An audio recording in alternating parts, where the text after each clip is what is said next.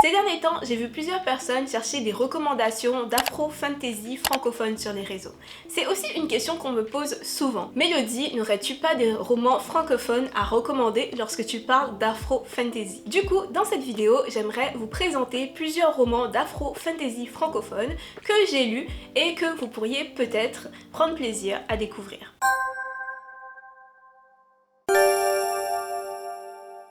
Bonjour à tous, j'espère que vous allez bien. Dans cette vidéo, comme le titre l'indique et comme je l'ai rapidement expliqué en intro, j'aimerais parler de lecture et plus précisément de romans d'afro-fantasy francophone. Mais avant de commencer, j'aimerais d'abord prendre le temps de préciser 2-3 trucs pour qu'on soit à peu près au même niveau de compréhension. Tout d'abord, j'aimerais parler de ma définition personnelle de la fantasy versus le fantastique versus la science-fiction. Je pense qu'on peut avoir des définitions complètement différentes.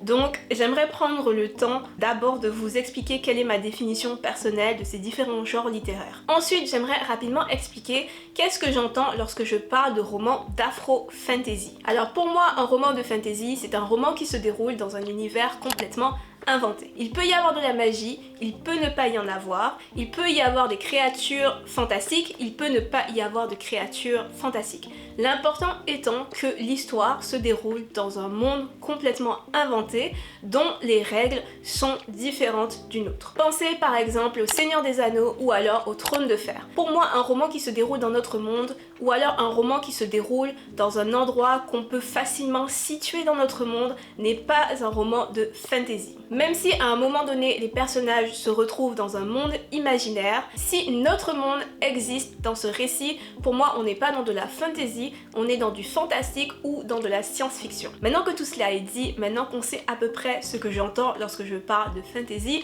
parlons d'afro-fantasy.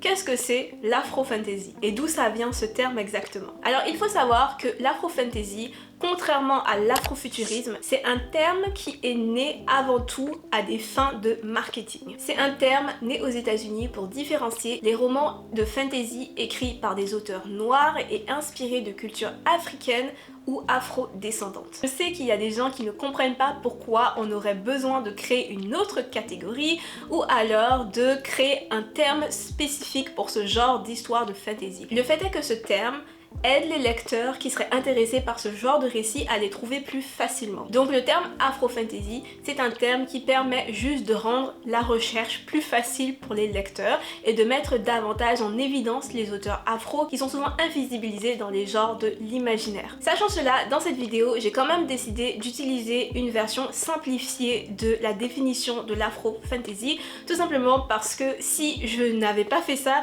j'aurais eu très peu de livres à vous recommander. Du coup, les livres que je vais vous présenter dans cette vidéo, la plupart ne sont pas des romans de fantasy comme je l'ai défini un petit peu plus tôt. Beaucoup de ces livres sont plus dans le fantastique que dans la fantasy malheureusement. Il fallait que je simplifie un petit peu la définition parce que comme je vous l'ai dit, ça aurait été très difficile sinon de vous faire une vidéo de romans d'afro-fantasy francophone. Ça fait des années que je lis de l'afro-fantasy et à ce jour, je n'ai encore trouvé aucun roman d'afro-fantasy francophone qui réponde complètement à la définition du terme afro-fantasy.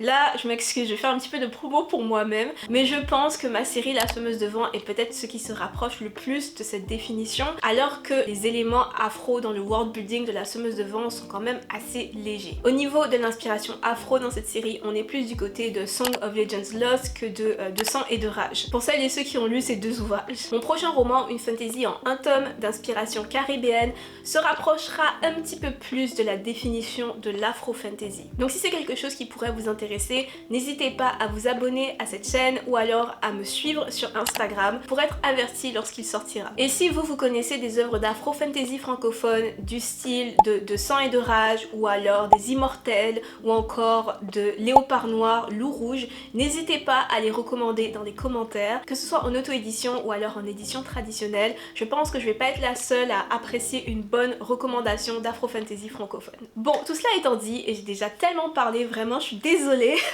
nous pouvons poursuivre avec la vidéo et je peux maintenant vous parler des livres que je souhaitais vous présenter dans cette vidéo. Il est, je pense, impossible de parler d'afro-fantasy francophone sans mentionner Nos jours brûlés de Laura Nsafou. Cette trilogie prend place en 2049 et raconte l'histoire d'Elikia, une jeune fille qui est née après la Grande Nuit et qui n'a donc jamais vu le soleil. Le roman débute alors que Elikia et sa mère Diba sillonnent le continent africain à la recherche du dernier éclaireur qui serait capable de ramener le soleil. C'est un roman à cheval entre le fantastique et la science-fiction, même si à mes yeux on est un petit peu plus dans le fantastique que dans la science-fiction. J'ai lu ce livre il y a plusieurs années donc mes souvenirs sont un petit peu flous, mais je me souviens que la chose que j'avais le plus aimé dans ce roman c'était le world building et la relation mère-fille entre Elikia et Diba. Laura Nsafou a un style très visuel et très vivant qui sait mettre en avant l'univers et aussi le système magique d'inspiration africaine. Je n'ai lu personnellement que le premier tome et comme je vous l'ai dit, je me souviens l'avoir beaucoup apprécié. Alors si vous cherchez une série avec un world building original et immersif, je vous la recommande très chaudement. On continue avec les romans de Laura Nsafou parce que c'est vraiment le meilleur point de départ lorsqu'il est question d'afro-fantasy francophone. Je vais aller assez vite avec ce livre car je l'ai lu l'an dernier et je pense que j'en ai déjà parlé plusieurs fois dans des vidéos plutôt récentes. La mer chantera ton nom est un roman fantastique jeune adulte qui raconte l'histoire d'Ino, une jeune fille qui doit passer un été sur l'île de Gorée au Sénégal. Durant ses vacances, elle fait la rencontre d'un mystérieux pêcheur appelé Salif. Ino apprend ainsi qu'elle n'est pas tout à fait humaine et qu'à l'instar de Salif, elle fait partie du monde invisible, le monde des dieux. Alors dans ce roman, on est principalement dans une romance, même si la magie prend aussi beaucoup de place, de même que le développement du personnage d'Ino qui grandit beaucoup tout au long du récit. Si vous avez aimé la trilogie Nos jours brûlés, je pense que ce roman pourrait aussi beaucoup vous plaire. Et si au contraire vous ne connaissez pas du tout Laura Nsafou et n'avez pas envie de vous engager dans une longue série pour la connaître, je pense que ce roman peut aussi être un très bon point de départ. On change d'autrice et on passe maintenant à La Nuit du Soucougnan de Louisiane Romain qui est une autrice guadeloupéenne. Alors La Nuit du Soucougnan c'est aussi un roman de fantastique jeune adulte. C'est le premier roman de Louisiane Romain qui a aussi depuis publié À la recherche de Mamandlo, un autre roman de fantastique. Je n'ai pas lu À la recherche de Mamandlo donc je ne peux pas vraiment vous dire ce que j'en ai pensé, mais juste pour vous dire que ce livre existe aussi et que ça rentre aussi dans l'afro-fantasy francophone si ça vous intéresse. Alors La Nuit du Soucougnan raconte l'histoire d'une adolescente appelée Célia qui mène une vie plutôt tranquille en Guadeloupe. Sa mère a disparu dans des circonstances plutôt mystérieuses lorsqu'elle était enfant et son père l'a ensuite abandonnée chez sa grand-mère où elle vit encore. Au moment où le roman commence, sa grand-mère lui annonce qu'elle aimerait que Célia aille vivre en France chez une tante dont Célia n'a jamais entendu parler. Célia se rend très vite compte que sa grand-mère lui cache quelque chose et elle réalise aussi rapidement que ce que sa grand-mère lui cache a un lien avec Elijah, un de ses camarades de classe qui est assez bizarre. En se rendant chez Elijah pour en apprendre plus, Célia réalise que leurs destins sont liés parce qu'ils souffriraient tous les deux de la malédiction du Soucougnan. Alors La Nuit du Soucougnan c'est un roman qui cherche à mettre en valeur le Soucougnan qui est une créature surnaturelle antillaise. Le roman met aussi beaucoup en avant la culture guadeloupéenne de manière plus générale. Je me souviens que cette histoire m'a agréablement surprise lorsque je l'ai lue. L'histoire est racontée du point de vue de Célia qui est une adolescente hyper relatable et très drôle aussi. Je me souviens que j'ai beaucoup ri en lisant ce livre. C'est un roman jeune adulte mais je vais quand même dire attention public averti parce que c'est un roman qui aborde des sujets quand même très difficiles comme par exemple le suicide, l'avortement, la grossesse précoce, les violences conjugales et le roman aussi aborde ces sujets avec beaucoup de profondeur, donc en rentrant à chaque fois vraiment à fond dans ces sujets. Donc pour les personnes très sensibles, ça peut être une lecture plutôt difficile. Le quatrième roman dont je veux vous parler dans cette vidéo est aussi un roman antillais et c'est La prophétie des sœurs serpents de Isis Labo-Caberia. Ce roman suit l'histoire de Naija, une adolescente d'origine martiniquaise qui doit aller passer ses vacances chez sa grand-mère en Martinique. Elle pense qu'elle va s'ennuyer sévère durant ses vacances donc elle n'a vraiment pas hâte, mais elle découvre un vieux secret de famille qui lui permet de découvrir une magie ancestrale presque oubliée. C'est comme cela qu'elle va en apprendre plus sur l'histoire de son île et c'est aussi comme ça que sa route va croiser le chemin de 3 autres jeunes filles vivant à des époques complètement différentes de la sienne. Donc La prophétie des Sœurs Serpents, c'est un roman fantastique jeunesse qui permet d'en apprendre beaucoup sur l'histoire et sur la culture martiniquaise. L'histoire est entraînante, bien construite et les 4 héroïnes ont des personnalités bien définies et sont aussi toutes très attachantes. C'est aussi un livre que j'ai lu il y a très longtemps, donc je m'en souviens pas super clairement, mais je sais que je l'avais beaucoup aimé, donc je le recommande très chaudement. Le 5e livre de cette vidéo est Les fleurs les plus dangereuses n'ont pas d'épines de Lydie Tabarin. Là, on est vraiment dans de la fantasy et vous remarquerez peut-être que ce livre est le premier livre de fantasy de cette vidéo et aussi le seul livre de fantasy de cette vidéo malheureusement. J'avoue qu'ici on s'éloigne beaucoup de la définition de l'afro-fantasy parce que même si Les fleurs met en scène des personnages noirs, ce n'est pas un livre qui s'inspire de culture afro. J'ai donc beaucoup hésité à le présenter dans cette vidéo. Mais bon, vous savez quoi, c'est quand même un bon livre, donc on va en parler quand même. Alors Les fleurs les plus dangereuses n'ont pas d'épines, c'est un roman de fantasy jeune adulte qui se déroule dans le royaume fictif d'Hétéros. Dans cet univers, les 2 familles qui détiennent les salons de thé les plus populaires du royaume sont rivales et cherchent tout le temps à avoir le dessus sur l'autre en proposant toujours les meilleurs mélanges à thé, les meilleures saveurs, etc. Les 2 héroïnes du roman, Isabelle et Andarina, appartiennent à ces 2 familles rivales et sont donc elles aussi rivales. Leur quotidien est bouleversé lorsque la reine du royaume est empoisonnée avec du thé.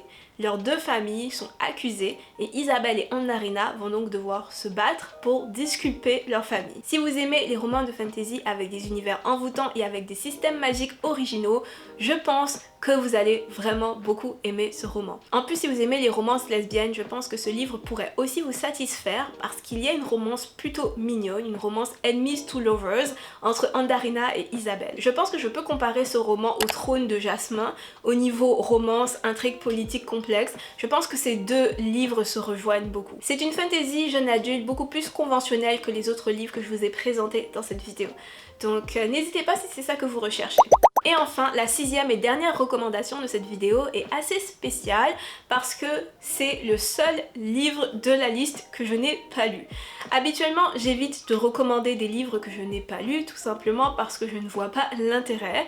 Mais là, j'ai décidé de faire une petite exception parce que c'est un livre que je vais lire et aussi parce que c'est un livre qui rentre vraiment bien dans le thème de la vidéo. Opale des Abysses est le premier livre publié par la maison d'édition Maillège qui est une maison d'édition qui cherche justement à créer plus de diversité dans le genre de la SFF francophone. Alors comme je n'ai pas encore lu ce roman, je suis allée lire le résumé sur Babelio. Donc selon le résumé de Babelio, Opale des Abysses raconte l'histoire de Rokia, une lycéenne passionnée de biologie. Lors de la foire de sa ville, elle remporte un prix insolite, une méduse dorée, et cette méduse va la contraindre à découvrir des mystères inexplorés liés à un étang. Donc c'est un roman qui m'a quand même l'air très jeunesse, mais je suis quand même intriguée par le résumé et je trouve aussi la couverture très jolie.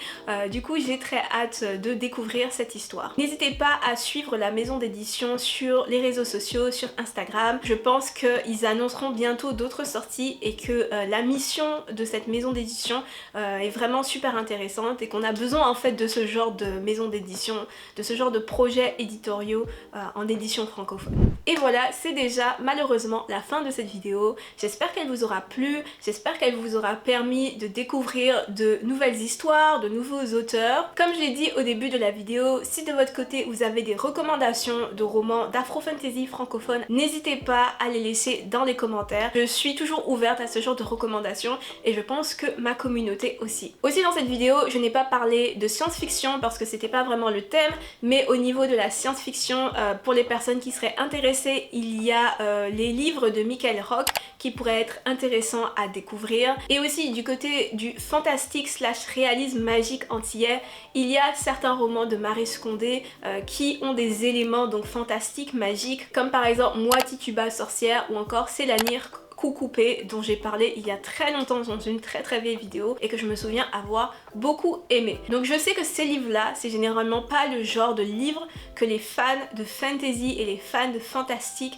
recherchent lorsqu'ils demandent des recommandations, mais au cas où, il y a aussi donc ces deux livres de Maryse Condé qui pourraient être intéressants à découvrir. Maintenant, la grande question qu'on m'a beaucoup posée, quelquefois en ligne, souvent en événement, cette question qui est: pourquoi y a-t-il si peu d'afro-fantasy francophone par rapport à l'afro-fantasy anglophone? Et c'est vrai que par rapport aux romans anglophones, par rapport aussi aux romans anglophones traduits en français, il y a assez peu d'afro-fantasy francophone. Honnêtement, je pense que cette question est hyper complexe, qu'il y a plein de raisons qui pourraient expliquer ça et que plein de facteurs différents entrent en jeu. Je pense bien entendu qu'il y a le fait que pendant longtemps, les maisons d'édition publiaient pas du tout ce genre de livre. Je pense aussi qu'il y a peu d'auteurs noirs francophones qui écrivent de l'afro-fantasy. Pourquoi? À nouveau, je pense que les réponses sont multiples et qu'il y a plein de facteurs qui entrent en jeu. J'ai quelques théories, mais c'est un sujet compliqué que j'explorerai peut-être un jour en live, si je fais un live un jour,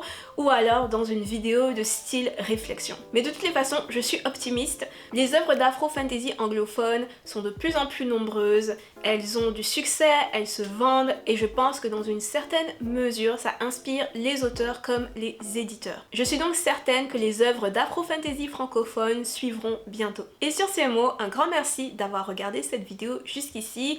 Si elle vous a plu, pensez à la liker, et si vous pensez qu'elle pourrait plaire à quelqu'un d'autre, qu'elle pourrait être utile à d'autres personnes, n'hésitez pas à la partager sur vos réseaux. On se retrouve très vite, portez-vous bien tout le monde et à bientôt. Bye!